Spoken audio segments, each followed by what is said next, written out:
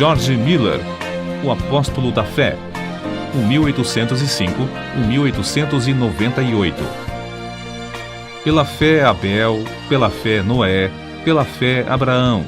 Assim é que o Espírito Santo conta as incríveis proezas que Deus fez por intermédio dos homens que ousavam confiar unicamente nele.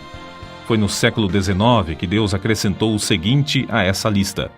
Pela fé, George Mueller levantou orfanatos, alimentou milhares de órfãos, pregou a milhões de ouvintes em redor do globo e ganhou multidões de almas para Cristo. George Mueller nasceu em 1805 de pais que não conheciam a Deus. Com a idade de 10 anos, foi enviado a uma universidade a fim de preparar-se para pregar o Evangelho. Não, porém, com o alvo de servir a Deus, mas para ter uma vida cômoda. Gastou esses primeiros anos de estudo nos mais desenfreados vícios, chegando, certa vez, a ser preso por 24 dias. Jorge, uma vez solto, esforçava-se nos estudos, levantando-se às 4 horas da manhã e estudando o dia inteiro até às 10 da noite.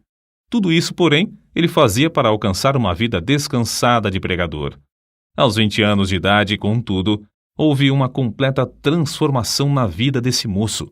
Assistiu a um culto onde os crentes, de joelhos, pediam que Deus fizesse cair sua bênção sobre a reunião. Nunca se esqueceu desse culto, pois viu, pela primeira vez, crentes orando ajoelhados. Ficou tão profundamente comovido com o ambiente espiritual que passou a buscar também a presença de Deus, costume esse que não abandonou durante o resto da vida. Foi nesses dias, depois de sentir-se chamado para ser missionário, que se hospedou durante 2 meses no famoso orfanato de A.H. Frank. Apesar de esse fervoroso servo de Deus, o Sr. Frank, ter morrido quase 100 anos antes, em 1727, o seu orfanato continuava a funcionar com as mesmas regras de confiar inteiramente em Deus para todo sustento. Mais ou menos ao mesmo tempo em que George Mueller hospedou-se no orfanato um certo dentista, o Sr. Graves. Ele havia abandonado suas atividades, que lhe rendiam um salário de $7.500 por ano, a fim de ser missionário na Pérsia, confiando só nas promessas de Deus para suprir todo o seu sustento. Foi assim que George Mueller, o novo pregador, recebeu nessa visita a inspiração que o levou mais tarde a fundar seu orfanato sobre os mesmos princípios. Logo depois de abandonar sua vida de vícios para andar com Deus, chegou a reconhecer o erro, mais ou menos universal, de ler muito acerca da Bíblia e quase nada da Bíblia. Esse livro tornou-se a fonte de toda a sua inspiração e o segredo do seu maravilhoso crescimento espiritual. Ele mesmo escreveu: "O Senhor me ajudou a abandonar os comentários e a usar a simples leitura da Palavra de Deus como meditação. O resultado foi que, quando a primeira noite fechei a porta do meu quarto para orar e meditar sobre as Escrituras, aprendi mais em poucas horas do que antes durante alguns meses. A maior diferença, porém, foi que recebi, assim, força verdadeira para a minha alma." Antes de falecer, disse que lera a Bíblia inteira cerca de 200 vezes. 100 vezes o fez estando de joelhos. Quando estava ainda no seminário, após os cultos domésticos realizados à noite com os outros alunos, frequentemente continuava orando até a meia-noite. De manhã, ao acordar, chamava-os de novo para a oração às 6 horas. Certo pregador, pouco tempo antes da morte de George Mueller, perguntou-lhe se orava muito. A resposta foi esta: "Algumas horas todos os dias, e ainda vivo no espírito de oração. Oro enquanto ando, enquanto deitado e quando me levanto. Estou constantemente recebendo respostas. Uma vez persuadido de que certa coisa é justa, continuo a orar até receber. Nunca deixo de orar. Milhares de almas têm sido salvas em resposta às minhas orações. Espero encontrar dezenas de milhares delas no céu. O grande ponto é nunca cansar de orar antes de receber a resposta. Tenho orado 52 anos, diariamente, por 2 homens, filhos de um amigo da minha mocidade. Não são ainda convertidos, porém, espero que o venham a ser. Como pode ser de outra forma? Há promessas inabaláveis de Deus e sobre elas eu descanso. Não muito antes de seu casamento, não se sentia bem com o costume de receber salário fixo, preferindo confiar em Deus em vez de confiar nas promessas dos irmãos. Deu sobre isso as 3 seguintes razões. Primeira, um salário significa uma importância designada dos bancos, mas a vontade de Deus não é alugar bancos. Tiago, capítulo 2, versículos 1 ao 6. Segunda, o preço fixo de um assento na igreja, às vezes, é pesado demais para alguns filhos de Deus, e não quero colocar o menor obstáculo no caminho do progresso espiritual da igreja. Terceira, toda a ideia de alugar os assentos e ter salário torna-se tropeço para o pregador, levando-o a trabalhar mais pelo dinheiro do que por razões espirituais. George Miller achava quase impossível ajuntar e guardar dinheiro para qualquer imprevisto e não ir direto a Deus. Dizia que assim o crente confia no dinheiro em caixa em vez de confiar em Deus. Um mês depois de seu casamento, colocou uma caixa no salão de cultos e anunciou que podiam deitar lá as ofertas para o seu sustento e que, daí em diante, não pediria mais nada, nem a seus amados irmãos, porque, como ele disse, sem me aperceber, tenho sido levado a confiar em braços de carne, mas o melhor é ir diretamente ao Senhor. O primeiro ano findou com grande triunfo, e George Miller disse aos irmãos que, apesar da pouca fé ao começar, o Senhor tinha ricamente suprido todas as suas necessidades materiais. E ainda mais importante, tinha-lhe concedido o privilégio de ser um instrumento na sua obra. O ano seguinte foi, porém, de grande provação, porque muitas vezes não lhe restava nem um shilling. E George Miller acrescentava que, no momento próprio, a sua fé sempre foi recompensada com a chegada de dinheiro ou alimentos. Certo dia, quando só restavam 8 shillings, Miller pediu ao Senhor que lhe desse dinheiro. Esperou muitas horas sem qualquer resposta. Então, chegou uma senhora e perguntou: "O irmão precisa de dinheiro?" Isso foi para ele uma grande prova de fé. Entretanto, o pastor respondeu: "Minha irmã, eu disse aos irmãos, quando abandonei meu salário, que só informaria ao Senhor a respeito das minhas necessidades. Mas", respondeu a senhora, "ele me disse que eu lhe desse isto." E colocou 42 shillings na mão do pregador. Outra vez, Miller e sua família passaram 3 dias sem ter dinheiro em casa e foram fortemente assaltados pelo diabo com a ideia de que haviam errado em aceitar a doutrina de fé nesse sentido. Quando, porém, voltou ao seu quarto, achou 40 shillings que uma irmã deixara. Ele acrescentou então: "Assim triunfou o Senhor e nossa fé foi fortalecida."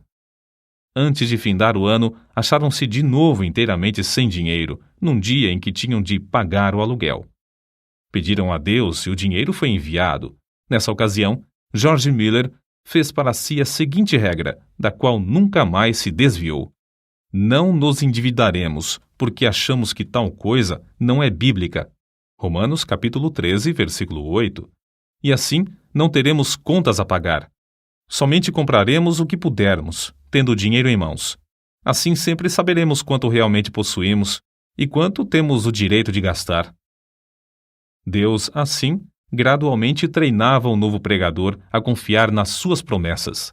Estava tão certo da fidelidade das promessas da Bíblia que não se desviou, durante os longos anos da sua obra no orfanato, da resolução de não pedir ao próximo e de não se endividar.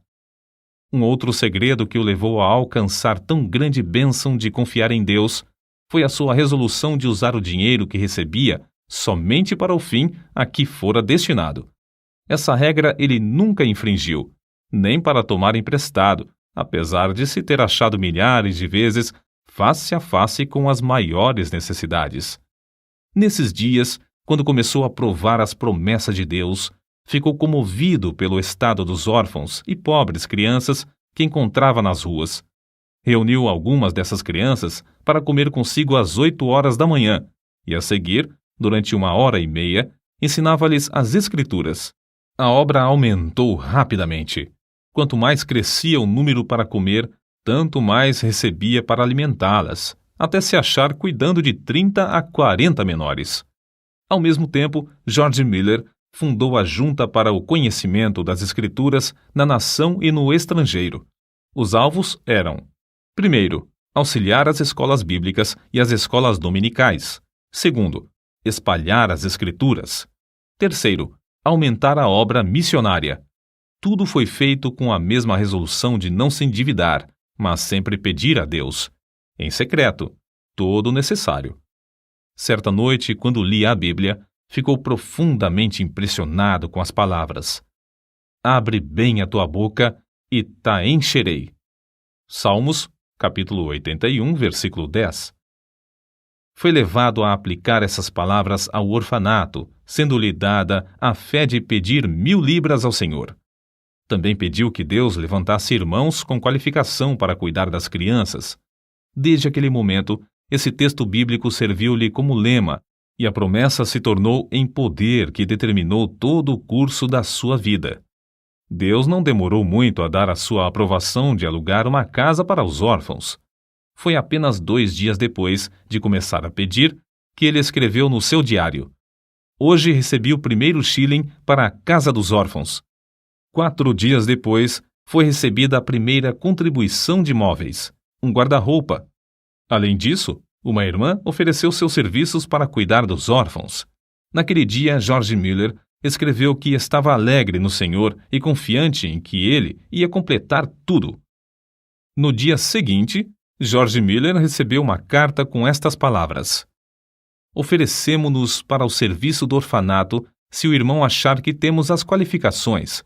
Oferecemos também todos os móveis, etc., que o Senhor nos tem dado. Faremos tudo isso sem qualquer salário, crendo que, se for a vontade do Senhor usar-nos, Ele suprirá todas as nossas necessidades. Desde aquele dia, nunca faltaram no orfanato auxiliares alegres e devotados, apesar de a obra aumentar mais depressa do que George Miller esperava. 3 meses depois, finalmente conseguiu alugar uma grande casa e anunciou a data da inauguração do orfanato para o sexo feminino. No dia da inauguração, porém, ficou desapontado. Nenhuma órfã foi recebida. Somente depois de chegar à casa é que se lembrou de que não as tinha pedido. Naquela noite humilhou-se, rogando a Deus o que anelava. Ganhou a vitória de novo, pois veio uma órfã no dia seguinte. 42 pediram entrada antes de findar o mês, sendo que já havia 26 no orfanato. Durante o ano, houve grandes e repetidas provas de fé. Aparece, por exemplo, no seu diário: sentindo grande necessidade ontem de manhã, fui dirigido a pedir com insistência a Deus, e em resposta, à tarde, um irmão deu-me 10 libras. Muitos anos antes da sua morte, afirmou que até aquela data tinha recebido, da mesma forma, 5.000 vezes a resposta, sempre no mesmo dia em que fazia o pedido.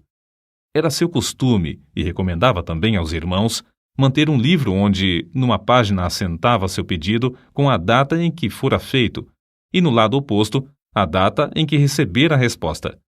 Dessa maneira, foi levado a desejar respostas concretas aos seus pedidos, sem que houvesse dúvida acerca dessas respostas. Com o aumento do orfanato e do serviço de pastorear os 400 membros de sua igreja, George Miller achou-se demasiadamente ocupado para orar. Foi nesse mesmo tempo que chegou a reconhecer que o crente podia fazer mais em 4 horas, depois de uma em oração, do que em 5 sem oração. Essa regra ele a observou fielmente durante 60 anos.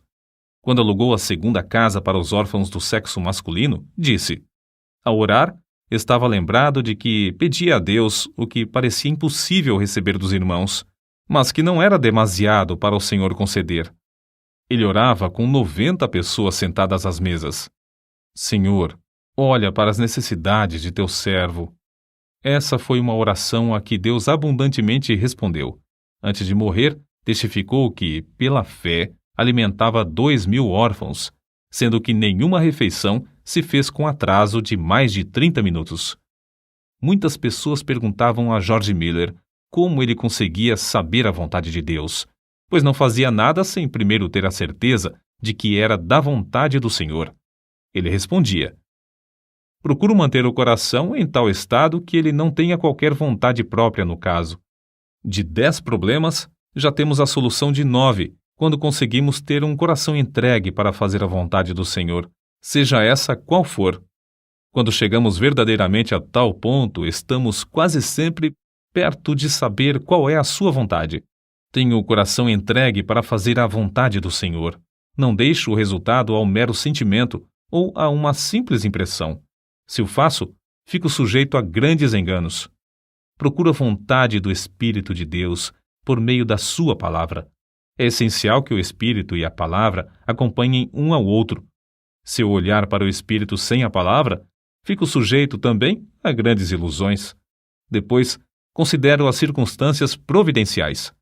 Essas, ao lado da palavra de Deus e do seu Espírito, indicam claramente a sua vontade. Peço a Deus em oração que me revele a sua própria vontade. Assim, depois de orar a Deus, estudar a palavra e refletir, chego à melhor resolução deliberada que posso com a minha capacidade e conhecimento. Se eu continuar a sentir paz, no caso, depois de 2 ou 3 petições mais, sigo conforme essa direção. Nos casos mínimos e nas transações de maior responsabilidade, sempre acho esse método eficiente. George Miller, 3 anos antes da sua morte, escreveu: Não me lembro em toda a minha vida de crente, num período de 69 anos, de que eu jamais buscasse, sinceramente e com paciência, saber a vontade de Deus pelo ensinamento do Espírito Santo por intermédio da palavra de Deus, e que não fosse guiado certo. Se me faltava, porém, sinceridade de coração e pureza perante Deus, ou se eu não olhava para Deus com paciência pela direção, ou se eu preferia o conselho do próximo ao da palavra do Deus vivo, então errava gravemente. Grifo do autor. Sua confiança no pai dos órfãos era tal que nenhuma só vez recusou-se a aceitar crianças no orfanato. Quando lhe perguntavam por que assumira o encargo do orfanato, respondia que não fora apenas para alimentar os órfãos material e espiritualmente, mas o primeiro objetivo básico do orfanato era, afirmava, e ainda é, que Deus seja magnificado pelo fato de que os órfãos, sob os meus cuidados, foram e estão sendo supridos de todo o necessário, somente por oração e fé, sem que eu, nem meus companheiros de trabalho, precisemos pedir ao próximo. Por isso mesmo se pode ver que Deus continua fiel e ainda responde às nossas orações. Em resposta a muitos que queriam saber como o crente pode adquirir tão grande fé, deu as seguintes regras. Primeira, lendo a Bíblia e meditando sobre o texto lido, chega-se a conhecer a Deus por meio de oração. Segunda, procurar manter um coração íntegro e uma boa consciência. Terceira, se desejamos que a nossa fé cresça, não devemos evitar aquilo que a prove e por meio do qual ela seja fortalecida. Ainda mais um ponto. Para que a nossa fé se fortaleça, é necessário que deixemos Deus agir por nós ao chegar a hora da provação, e não procurar a nossa própria libertação. Se o crente desejar grande fé, deve dar tempo para Deus trabalhar. Os 5 prédios construídos de pedras lavradas e situados em Ashley Hill, Bristol, Inglaterra, com 1.700 janelas e lugar para acomodar mais de 2.000 pessoas, são testemunhas atuais dessa grande fé sobre a qual ele escreveu. Cada uma dessas dádivas, devemos nos lembrar, George Miller lutou com Deus em oração para obter. Orou com alvo certo e com perseverança, e Deus lhe respondeu. São de George Miller essas palavras. Muitas repetidas vezes tenho-me encontrado em posição muito difícil, não só com 2.000 pessoas comendo diariamente às mesas, mas também com a obrigação de atender a todas as demais despesas, estando a nossa caixa com os fundos esgotados.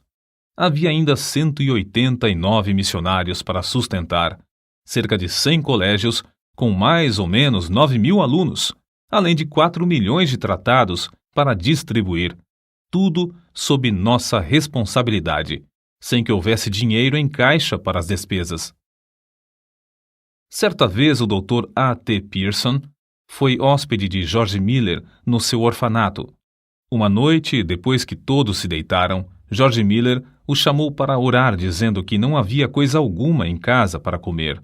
O Dr. Pierson quis lembrar-lhe que o comércio estava fechado, mas George Miller bem sabia disso.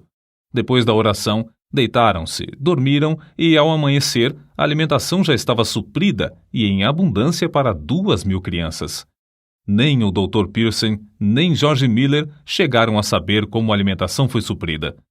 A história foi contada naquela manhã ao Sr. Simon Short, sob a promessa de guardá-la em segredo até o dia da morte do benfeitor.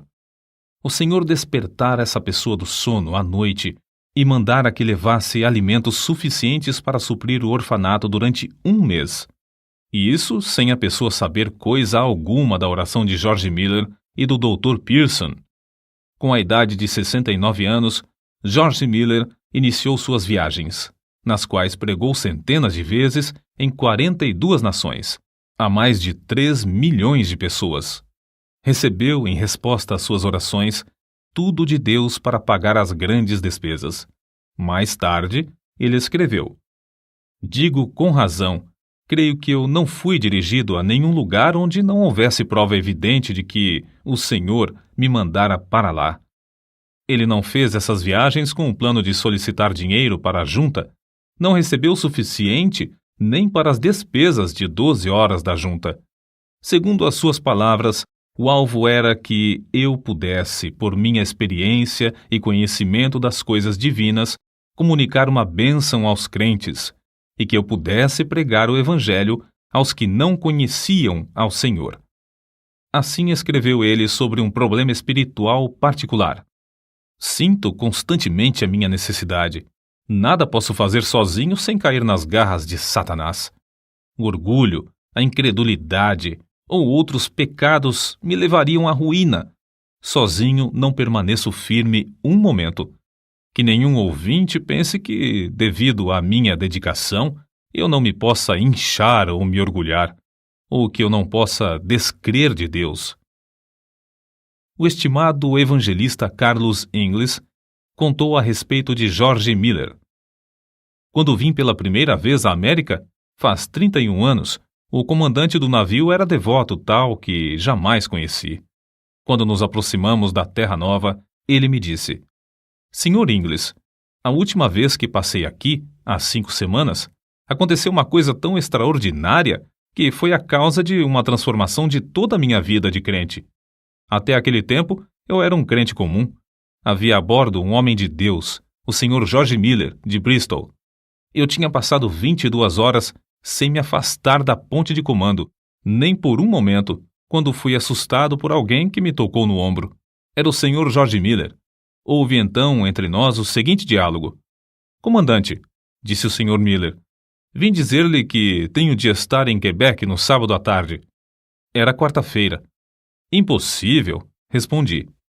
'Pois bem, se seu navio não pode levar-me, Deus achará outro meio de transporte. Durante 57 anos nunca deixei de estar no lugar à hora em que me achava comprometido. Teria muito prazer em ajudá-lo, mas o que posso fazer?